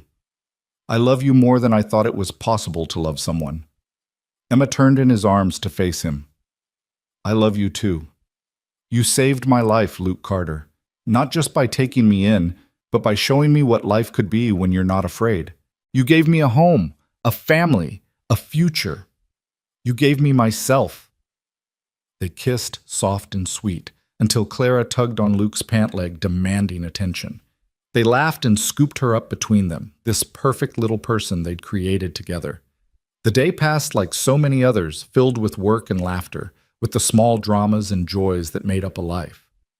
That evening, after Clara was asleep, Emma and Luke sat on the porch, watching stars emerge in the darkening sky. Do you ever miss Boston? Luke asked. The culture, the society, all those things I can't give you? Emma thought about it honestly. Sometimes I miss the libraries, the bookshops, the symphony. But Luke, I'd give up all of that 1,000 times over to keep this, to keep you and Clara and this life we've built. Even with all the hard work, the isolation, the winters, especially because of those things, because they're challenges we face together, because they're part of the life I chose, not the life someone else chose for me. She took his hand. In Boston, I was never free. I was always someone's niece, someone's intended victim, someone's problem. Here, I'm just Emma, your wife, Clara's mother, a rancher's partner. I'm myself, fully and completely, for the first time in my life. Luke squeezed her hand. You know what I think? What? I think we should have more children. Fill this house with noise and chaos and love. Emma laughed. Now you want more? After telling me to recover from the first one? You've recovered. It's been 2 years. Besides, Clara needs siblings, someone to boss around. She already bosses you around. That's different. She's got me wrapped around her tiny finger. A brother or sister would keep her humble. Emma turned to look at him, seeing the hope in his eyes, the future he was imagining. All right, she said, let's fill this house with children. Let's build a family so big and loud that everyone in the valley knows the Carters have arrived. Luke pulled her onto his lap, and Emma settled against him, feeling his heart beat steadily beneath her ear. Above them, the Montana sky stretched endlessly, stars scattered like diamonds across black velvet. Somewhere in the house, Clara slept peacefully, dreaming whatever dreams filled the minds of 2-year-olds. And here on the porch, Emma and Luke held each other and dreamed of the future, of more children, of the ranch growing, of growing old together under this vast sky. 3 years later, Clara had 2 younger brothers, Daniel and Samuel, born 16 months apart, and the Carter household was indeed full of noise and chaos. Emma spent her days managing 3 small children, somehow also finding time to help Luke with ranch business and serve on the committee for Silverdale's new school. The ranch had prospered beyond their initial dreams. Luke employed 4 full-time hands now, and their herd was one of the largest in the valley. They'd built an addition onto the cabin, turning it into a proper house with separate bedrooms for the children and even a small library where Emma kept her growing collection of books. One afternoon in early autumn, Emma was in the kitchen making preserves while the children played outside under Luke's watchful eye. Through the window, she could see Clara showing her brothers how to feed the chickens, her 7-year-old confidence a stark contrast to their toddling uncertainty. She heard a horse approach and looked up to see Sheriff Morrison riding in. Her stomach no longer clenched at the sight of him. These days, his visits were usually social, stopping by for coffee and to admire how much the children had grown. But today he looked serious. Emma wiped her hands and went outside, Luke already walking over to meet the sheriff. The children sensed the change in mood and quieted, Clara gathering her brothers close to her in a protective gesture that made Emma's heart ache with pride. "Sheriff," Luke greeted him, "what brings you out?" Morrison dismounted and removed his hat, nodding to Emma. "Mrs. Carter, Hate to bother you folks, but I thought you'd want to know. Got word from Boston yesterday. Thomas Whitfield died 2 weeks back. Pneumonia.